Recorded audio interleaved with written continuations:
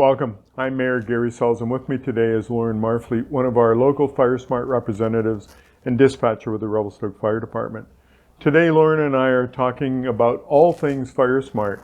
With the fires BC is experiencing this summer, Lauren, I'm really glad that you're here today to share your knowledge about how we protect our homes and our communities from fire.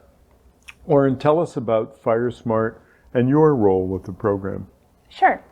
So FireSmart is a national program that helps Canadians increase their community's resilience to wildfire through education and increasing people's awareness of practical things that they can do to minimize the potential negative impacts of wildfire to their communities.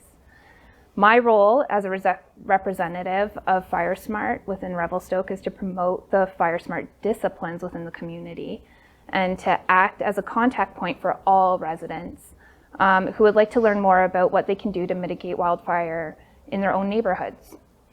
So if we've got questions about our homes being safe and the plantings and things in our yard, you basically give us ideas of what we can do to better that to make things safer, correct? Exactly. Okay, good.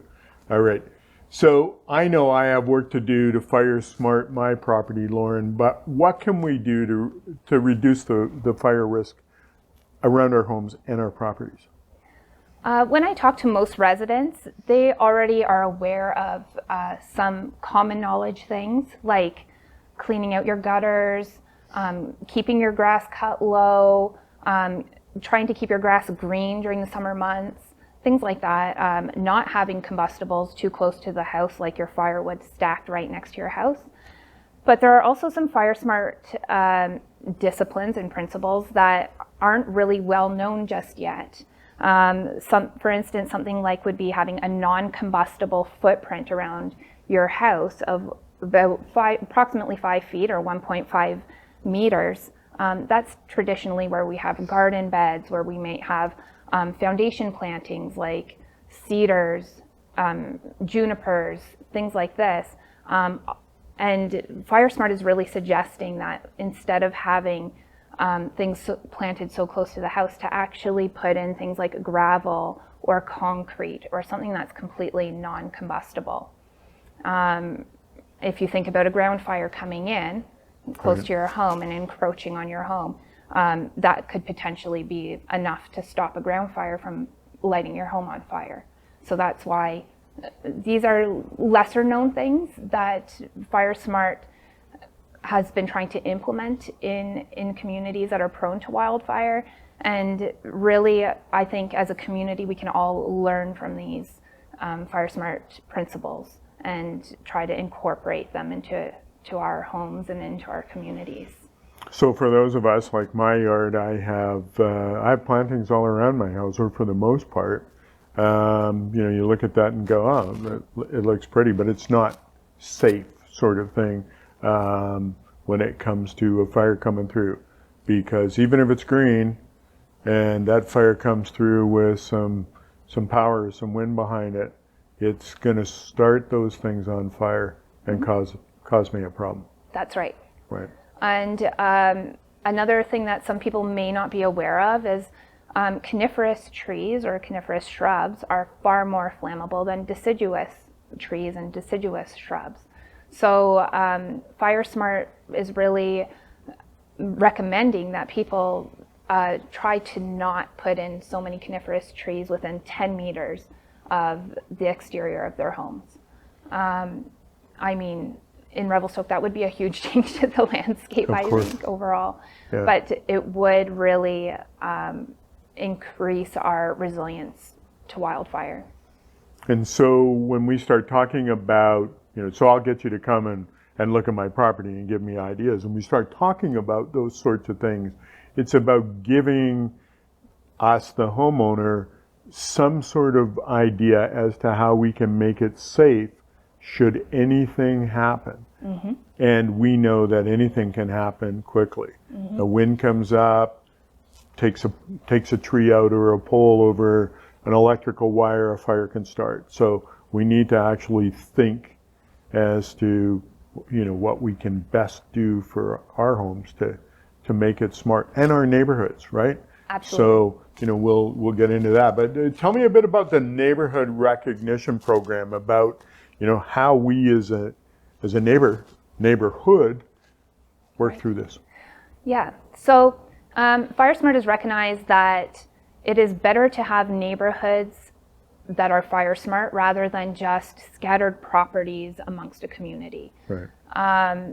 And what we're hoping will happen is that people will be able to get together with their neighbors and decide, I would like to FireSmart our entire street, for instance.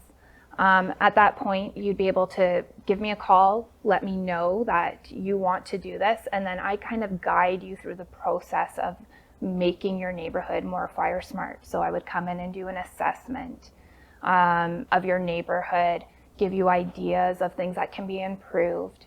And then the neighborhood would hold an event. Typically, the neighborhoods do like a work bee of some kind, where they select a day where they can all get together and maybe take out some plantings that aren't FireSmart, Sure. help each other maybe clear their lots up, loan each other tools and things to get things done throughout the day. It actually kind of makes it a little more fun, I think, too, to do it as a group and all work together.